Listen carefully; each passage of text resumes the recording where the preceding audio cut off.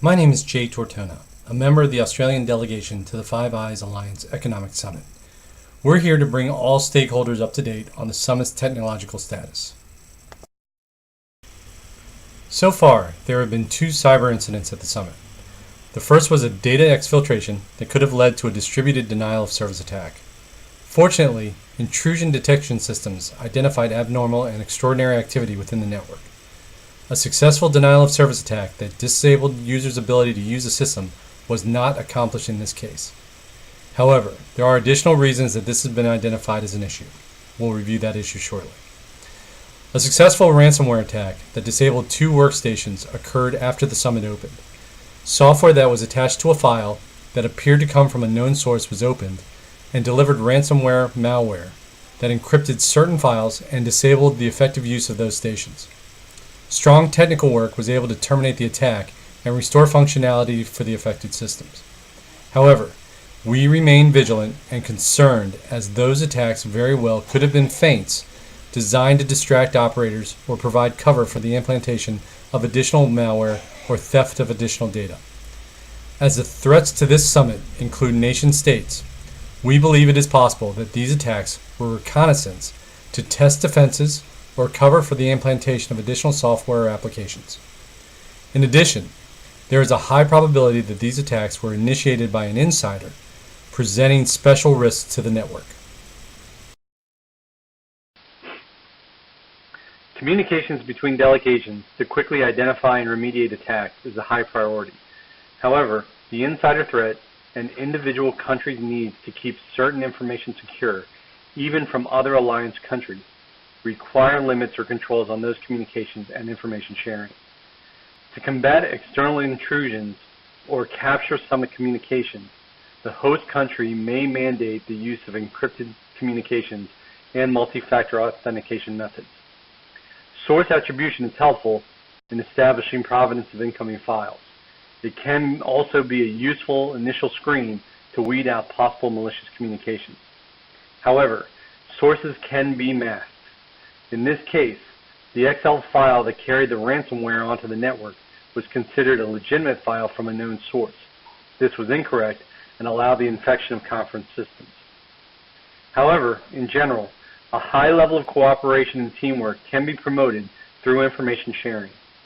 Information sharing should be in all parties' mutual interest, but will be limited by issues around proprietary information that must be kept confidential for national security reasons. Insider threats also complicate the issue of information sharing for the same reason. Per the business continuity plan, the recovery plan has been activated. First, a technical response quarantined the affected systems and began scanning and monitoring systems for additional malware that may have been left behind or other program deficiencies. The integrity of the restoration of data has to be confirmed. Restored data must be verified to ensure it is usable by the individual delegation. The communications network also kicked into gear, notifying pertinent stakeholders, particularly the leadership in the individual delegations, third-party vendors, and appropriate legal bodies. Forensics procedures were also initiated to gather and document evidence, look for residual weaknesses or the further presence of malware, and identify actors or attacking systems. Finally, all evidence must be preserved in order to promote further study and improvement along with prosecution for crimes. The insider threat must be addressed as well. Evidence must be gathered and preserved that both identifies the bad actors and exonerates insiders to maintain confidence and trust in the alliance. At this point, systems have been restored. All users must verify their own data and identify and report any deficiencies. Technicians should increase irregularly scheduled scans of the system and conduct any additional needed forensics, implement adjustments, and manage patch updates. Users should be provided updates on events and security changes to improve awareness, including additional patch updates. Preventative behaviors that increase vigilance must be reiterated. The recent ransomware attack occurred because a user ran an executable file embedded in an Excel spreadsheet that they were using. Proper vigilance and awareness may have caused the user to pause and investigate the file prior to opening. Among the improvements we've identified, we would like to utilize a more comprehensive, integrated tool. In addressing the ransomware attack, we utilize 7 different applications to investigate the attack. A more integrated package may be helpful to more effectively and efficiently collect, store, and process evidence.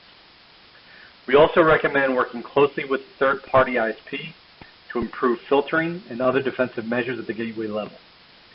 We also wish to follow some of our fellow delegations in calling for active encryption protocols, including closing unencrypted ports and mandating use of encrypted ports. We also recommend additional activity monitoring and frequent and irregular malware and extraordinary activity scans. Patch updates should be frequent and enforced across all users. We expect users to be subject to more affirmative responsibilities, including ensuring patches are updated, achieving required education and awareness levels, and utilizing tools such as an email quarantine tool that requires the user to positively affirm a document or file prior to opening on the Red System. All of these pieces are part of the business continuity plan. The basic objectives for the BCP is to provide clear and complete guidance on how to handle an event. It should have details, including people, contact information, effectiveness thresholds, and defined requirements and goals. A clear outline of who does what and how to reach them is important to remove confusion and reduce missteps. Target level designations and tolerances should be well defined to ensure workers focus efforts in the appropriate places. For future conferences, we expect coordination across delegations to improve the business continuity plan to ensure effective incident response and system-wide resiliency. Better confidence and trust in the communications and data systems can facilitate stronger productivity and cooperation across the Five Eyes Alliance countries. Thank you for your time. Please forward any questions or requests that you may have to the Australian delegation via our discussion board. Thank you.